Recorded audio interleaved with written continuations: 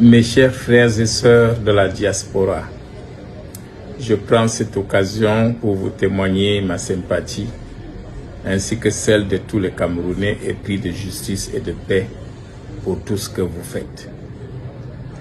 Vous êtes la voix des sans-voix et grâce à vous, tout ce qui est caché au Cameroun est exposé au monde entier par votre voix.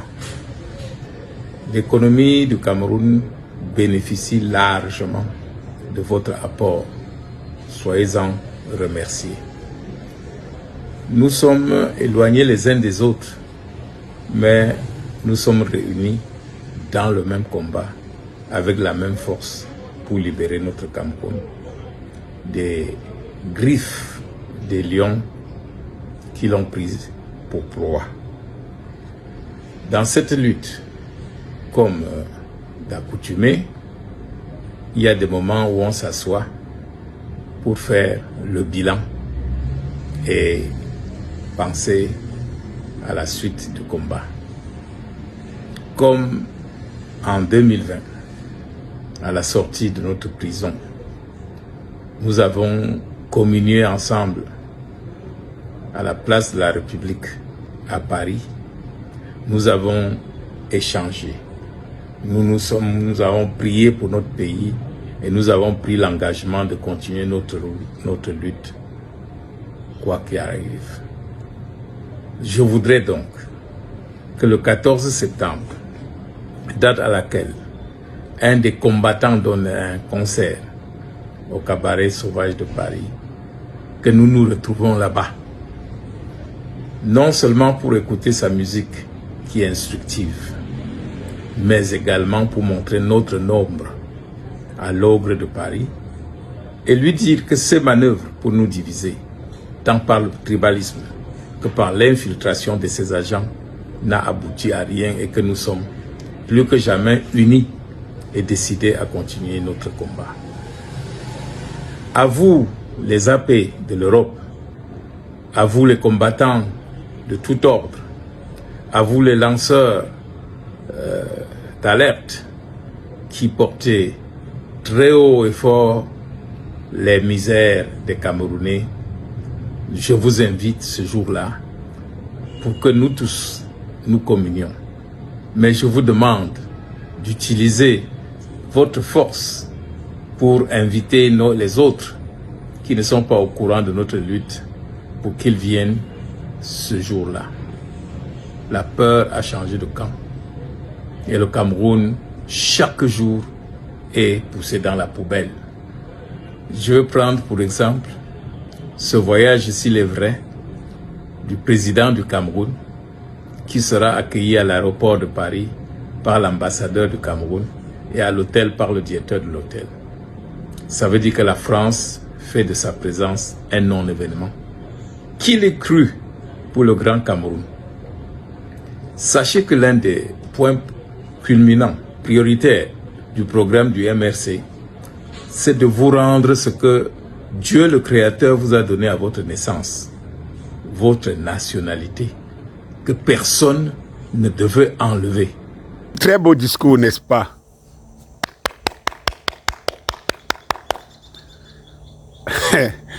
Je vais vous dire, je vous le répète, nous sommes d'accord sur deux points, au moins sur 2 points, ou même sur tous les points. Nous sommes d'accord, je suis d'accord sur tous les points. Ça dit que la première des choses, la mobilisation. Deuxième des choses, l'humiliation que j'ai dit dans l'autre vidéo, que vous allez suivre ou bien que vous avez suivi.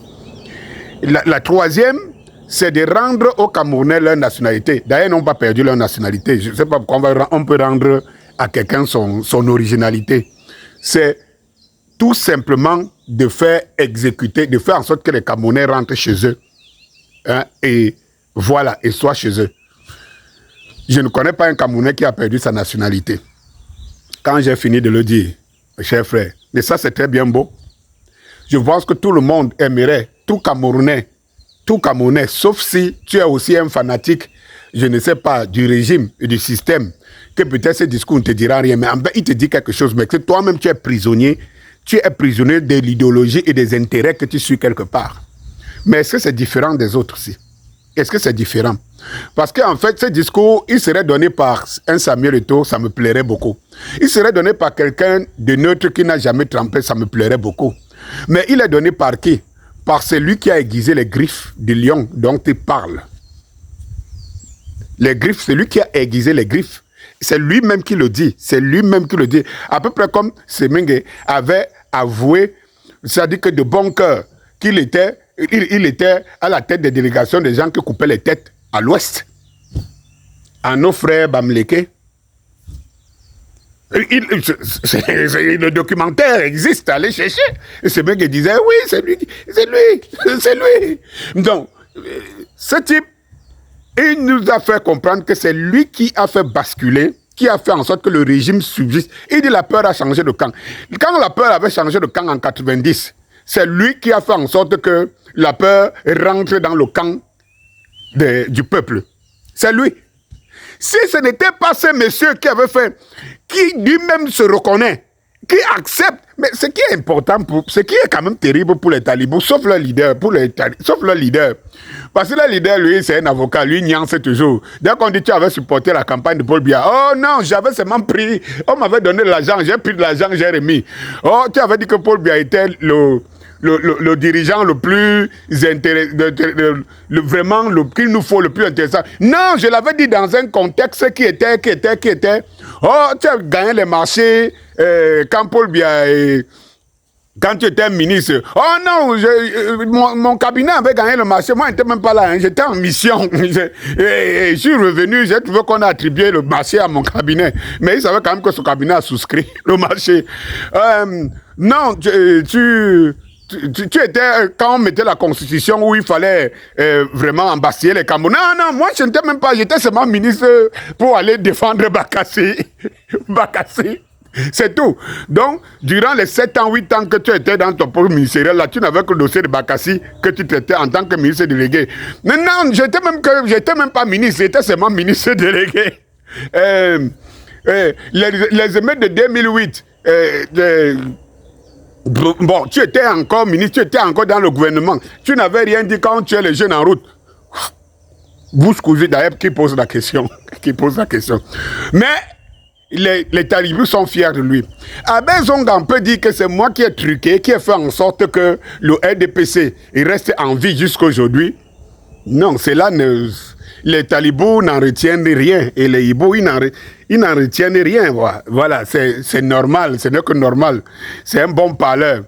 Mais, quand quelqu'un a fini de le faire, il est plus acceptable qu'un noble individu, citoyen camerounais qui a dit « Moi, je soutiens Paul Biya ». C'est-à-dire, lui, il est l'homme à abattre dans cette logique.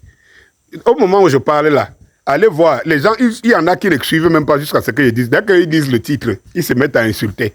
Voilà la communauté des gens qu'on dit qu'il faut se rassembler le 14. Oui, si chacun étire les intérêts et que dans ce communautarisme, c'est un communautarisme d'intérêt, mais tant mieux, on n'empêche personne de monter une entreprise où il gagne de l'argent. Mais de grâce, cessez de prendre les Camerounais pour des cons. Pour des cons. Est-ce que toi, Albert Zonga, tu es venu devant les Camerounais pour dire « Je demande pardon, ce que j'ai fait ». Est-ce que toi, Albert Zonga, tu as enlevé dans ta tête ce que tu avais dit lors d'une campagne du MRC où tu disais au Bamleke, c'est notre tour. Est-ce que quand tu dis aux Camerounais, tu parles de Bamleke ou bien tu parles des Camerounais à qui tu avais dit c'est notre tour? Donc, moi, je pose des questions. Il y a quand même des questions que des âmes bien sensibles doivent répondre. Je veux bien qu'il y ait changement.